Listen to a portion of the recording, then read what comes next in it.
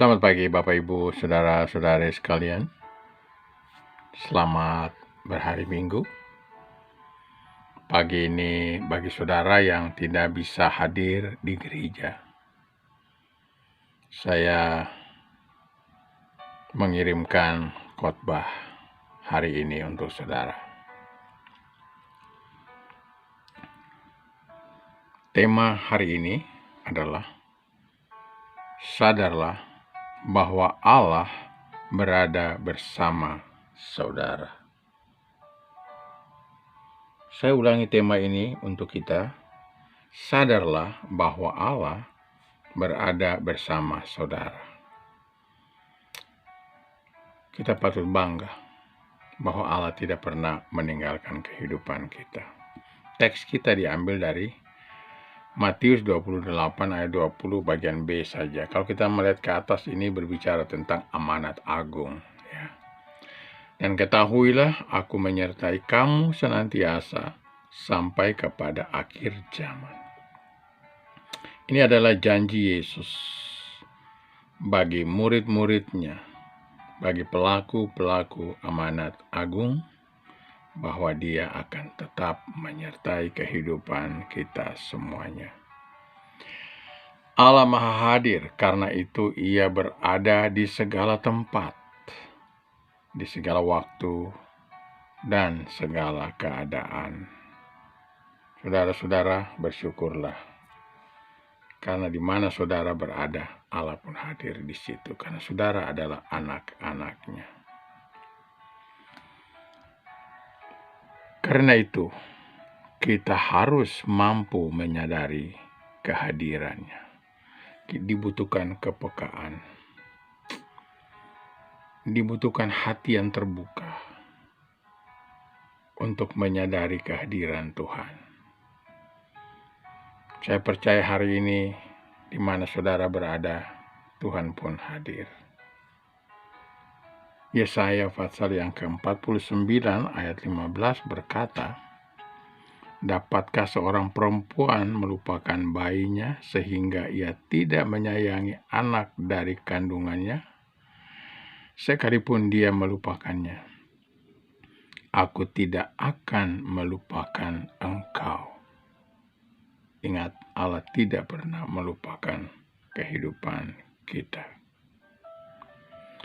Tuhan Yesus juga tadi mengatakan di dalam Matius 28 ayat 20 bahwa aku menyertai kamu sampai akhir zaman. Ini memperkokoh janji Allah bagi kehidupan saudara dan saya. Nah, bagaimana kita dapat menyadari keberadaan Allah? Bagaimana kita dapat menyadari keberadaan Allah dalam hidup kita setiap hari? Bagian A dari poin 1 ini, kita harus berjalan dengan iman dan bukan dengan penglihatan. Dibutuhkan iman, saudara, untuk meyakinkan saudara bahwa Allah hadir di sepanjang jalan hidup saudara. Kita melihat dalam 2 Korintus, tadi mengatakan kepada kita, 2 Korintus 5 ayat 7, sebab hidup kami adalah hidup karena percaya, bukan karena melihat. Kita percaya Allah hadir, kita percaya Dia ada, kita percaya tangan kasih-Nya menolong kita. Semua itu karena iman. Nah, Bapak Ibu, saudara yang terkasih dalam Tuhan, bagian B, kita harus memegang janji-Nya bahwa Ia tidak akan meninggalkan kita. Tadi kita sudah baca Yesaya 49 ayat 15. Seorang ibu bisa melupakan anak kandungnya, tapi Allah tidak pernah akan melupakan, meninggalkan saudara. Bersyukurlah kepada Tuhan. Kita pegang janji Tuhan. Allah yang berjanji setia adanya. Bagian C dari poin 1 tadi, kita harus menyadari bahwa segala berkat, pertolongan, dan setiap mujizat adalah bukti keberadaannya beserta kita. Kita memang tidak bisa melihat Allah, tapi kita bisa melihat karyanya dalam kehidupan kita setiap hari. Dalam kitab Bilangan 14 ayat 11, firman Tuhan kepada Musa, "Berapa lama lagi bangsa ini menista aku? Dan berapa lama lagi mereka tidak mau percaya kepadaku? Sekalipun sudah ada segala tanda mujizat yang kulakukan di tengah-tengah mereka."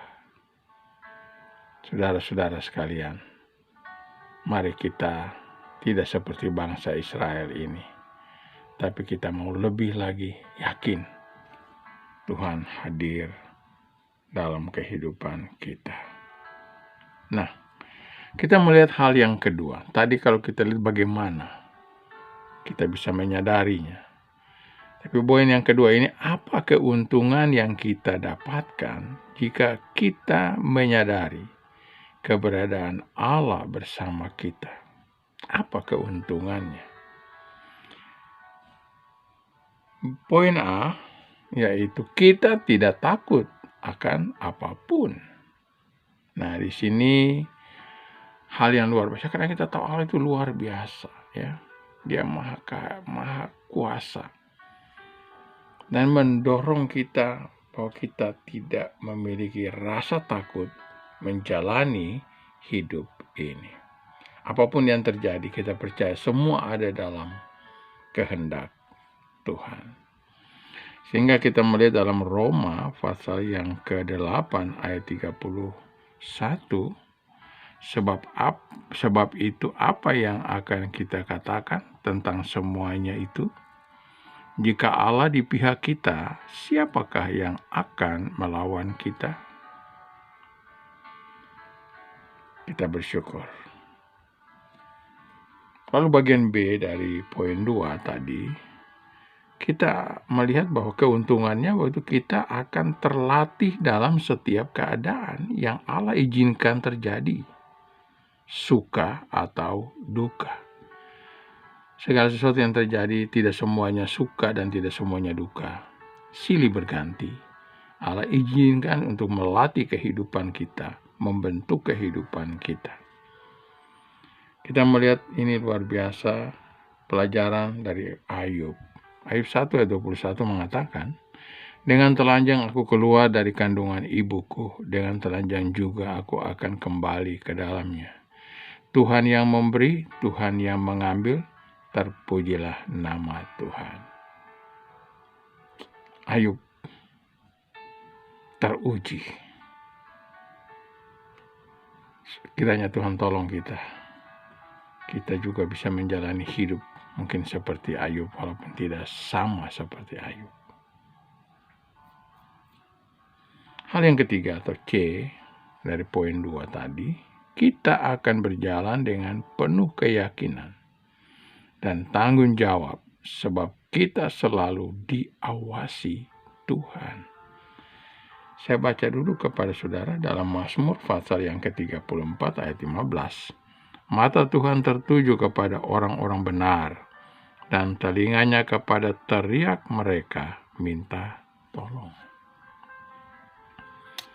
Ini adalah hal yang luar biasa bagi kehidupan saya dan saudara, bahwa kita akan berjalan dengan penuh keyakinan dan tanggung jawab kita di hadapan Tuhan, sebab kita selalu diawasi Tuhan. Firman Tuhan juga mengatakan mata Tuhan melihat. Mata Tuhan ada di mana-mana, bahkan menjelajah bumi ini. Mari kita bersyukur kepada Tuhan, karena Dia hadir dalam segala keadaan hidup kita. Dia tidak pernah meninggalkan kita. Bersyukurlah kepada Tuhan, dan mari tetap maju, karena Dia selalu hadir untuk menolong kehidupan kita. Tuhan memberkati Bapak, Ibu, saudara-saudara sekalian. Shalom.